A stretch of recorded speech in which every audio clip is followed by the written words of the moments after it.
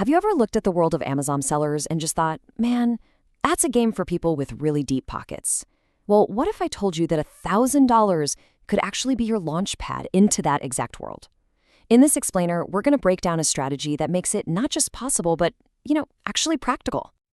Yeah, this is the big one, right? This is the question that stops so many people dead in their tracks. There's this huge belief that you need a small fortune to even get started on Amazon. But what if we could just flip that idea on its head?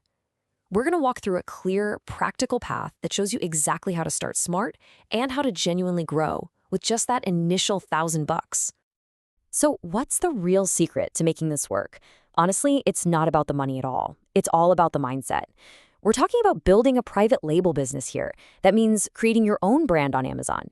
And when you're starting with a small budget, your mindset, that becomes your single most valuable asset. And this right here is the core principle. See, if you have a ton of capital, you can afford to play it safe and just try to minimize risk. But with a little bit of money, you have to be smart. You have to take calculated risks to actually get ahead. Now, this isn't about being reckless or gambling. It's about being incredibly strategic and making every single dollar punch way, way above its weight. Okay, now for what is arguably the most important part of this whole thing, protecting that initial $1,000. How do we make sure it doesn't just, disappear on startup costs before we even get our product live? Let's break down exactly how to avoid those common money pits and make every penny count.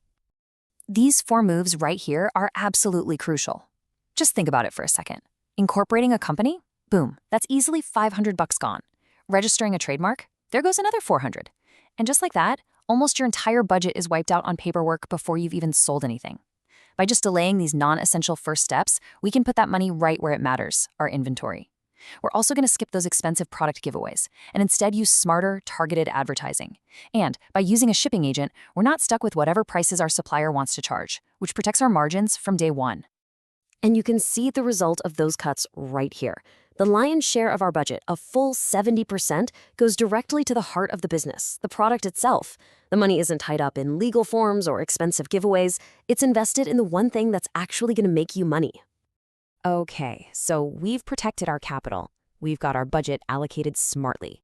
Now we turn to the single most important decision you will make in this entire process, choosing the right product. With a small budget, your product choice isn't just a choice, it's your most powerful strategic weapon. This comparison is so critical because it's completely counterintuitive. The common mistake is thinking, well, I have a small budget, so I need a cheap product. People immediately start looking for items that cost under $5. But that's a red ocean, It's a total battlefield with brutal competition and razor-thin margins. The smart strategy is to do the complete opposite. Find a niche product that costs more, like between $10 and $20, one that solves a real problem for a specific group of people. That one move immediately lifts you out of the fiercest competition and gives you a healthy profit margin to actually work with. And here's a key part of the strategy that should really take some of the pressure off. You do not need to order hundreds and hundreds of units to get started. No way. Instead, we begin with what's called a 50-unit test.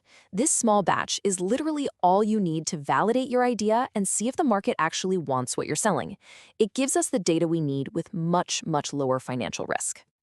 And just look at how the math proves this whole strategy out. I mean, yes, product B has a higher unit cost, but because we're only testing 50 units, our total initial inventory cost is very manageable. And the payoff? It's huge, significantly less competition, and a much higher profit margin.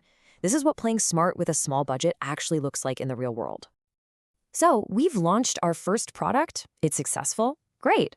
But this $1,000 investment isn't just a one-time bet on a single item. No. Think of it as seed money. It's the very first step in a much bigger, totally scalable plan. Let's take a look at that long-term vision for growth. The growth path is designed to be super deliberate and totally self-funding.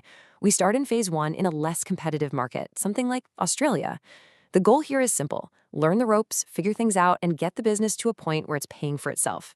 Then, in phase 2, we take the profits from Australia and expand into similar markets like Canada or the UK, effectively doubling our revenue streams. And only then, in phase 3, armed with experience and capital that was generated by the business itself, do we enter the major leagues, the US market.